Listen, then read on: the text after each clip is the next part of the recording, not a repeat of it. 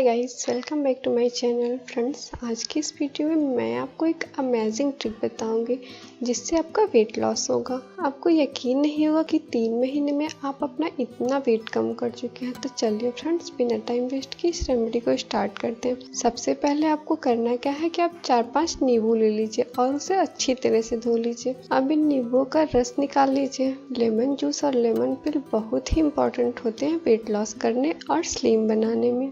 ये unwanted fat को loss कर देता है। इसके यूज से आप एक हफ्ते में ही 5 केजी तक वजन कम कर पाएंगे। अब आपको करना क्या है कि एक पैन ले लीजिए और उसमें 2 लीटर पानी डाल दीजिए और फिर इसे आधे घंटे तक इन लेमन पिल को डालकर बॉईल करिए। आधे घंटे बॉईल करने के बाद इन पिल्स को अलग कर लीजिए। अब इस बॉयल वाटर में निकाले गए नींबू के रस को ऐड कर लीजिए।